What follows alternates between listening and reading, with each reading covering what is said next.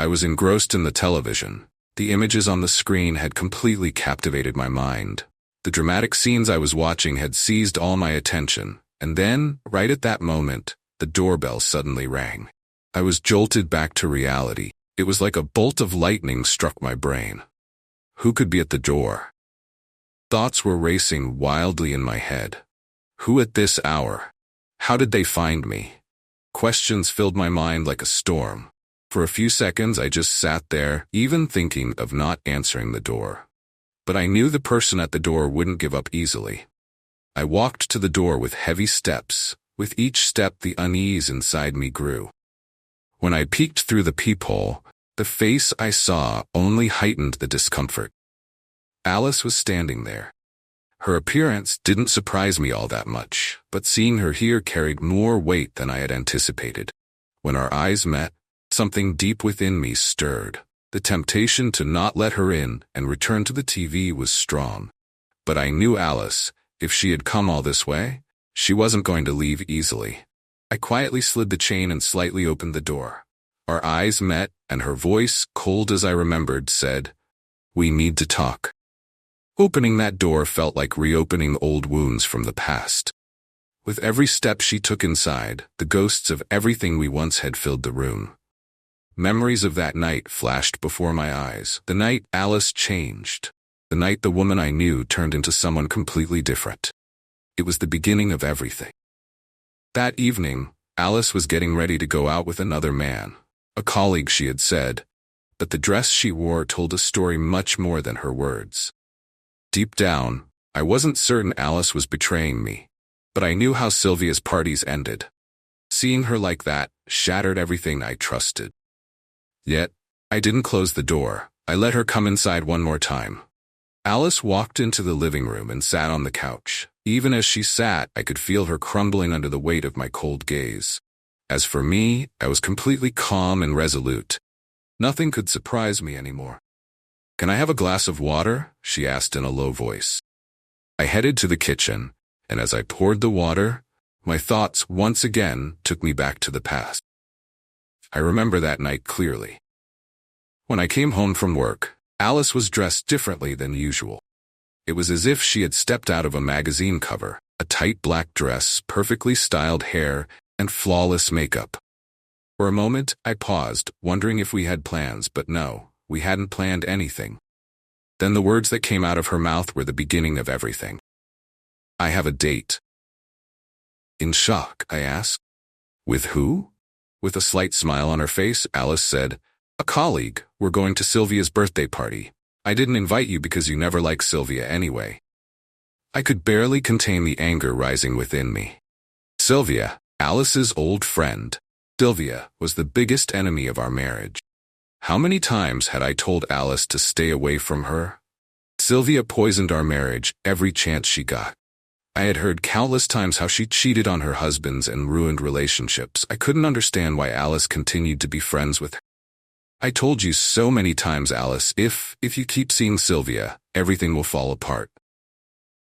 "This man, your colleague, does he know you're married?" I asked. Alice's response was so cold, it fueled my anger even more. "Yes, he knows, but it doesn't matter. We're just friends." Her indifferent attitude shattered something inside me. "I fought to save this marriage, Alice," I muttered to myself, but she was too blind to see beyond Sylvia's influence. "If you go, this marriage is over," I said, giving her one last chance. But Alice was determined. "You're being ridiculous. This won't affect our marriage," she said, slamming the door. She left. The moment that door closed, I knew our marriage was over. At that moment, the door opened and Beverly walked in. Alice's eyes widened and her shock was clear on her face. Beverly's entrance solidified the fact that Alice no longer had a place in this house. Beverly looked at Alice, smiling slightly, and with a hint of mockery, said, "Thanks for leaving Sam to me." As Alice walked out the door in tears, I felt no regret. The moment I closed the door, it was as if the shadow of the past had been completely erased. There was no trace of Alice left in this house. Beverly, on the other hand, was happily looking around. Her smile, completely indifferent to Alice's tears, radiated with the joy of her victory. I knew she had been waiting for this moment. patiently watching Alice exit my life. Beverly turned to me, her face filled with joy and relief. "Is dinner ready?" she asked in a cheerful voice. In that moment, I fully returned to reality. I had closed the doors to the past, and now there was a new chapter ahead of us. When I heard Beverly's question, I felt a wave of relief wash over me. There was a new life waiting for me, one that was different, more peaceful. When everything was over, even the wounds Alice had left in my life would somehow heal. But I still wasn't sure if the scars of the past would ever truly disappear. When I returned to the kitchen, filling the glass of water for Alice, the events of that night replayed once again in my mind.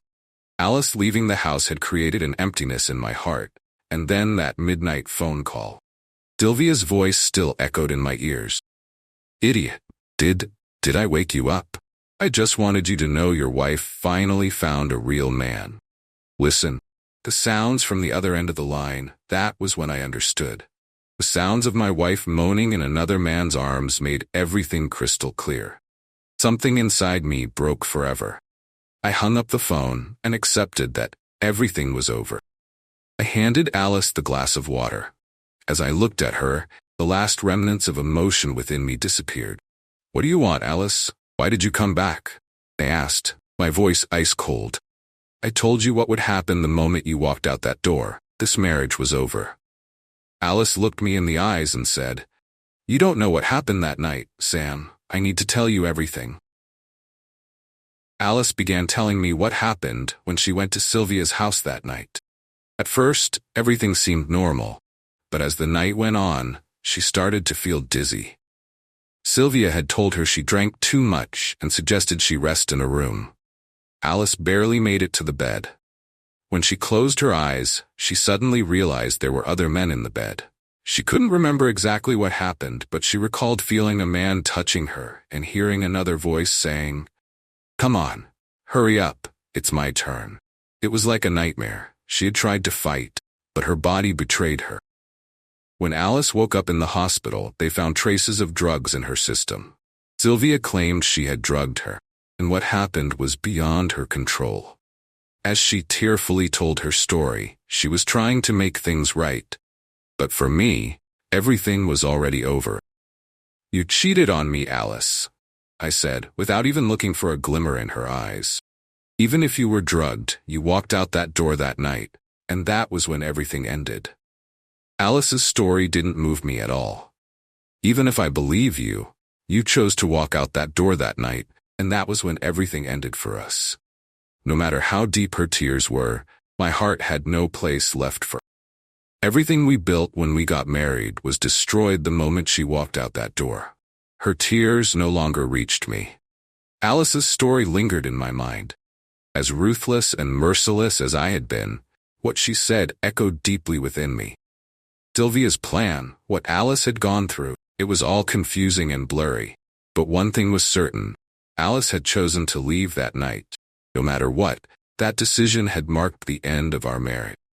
Beverly approached me with a smile and took my hand.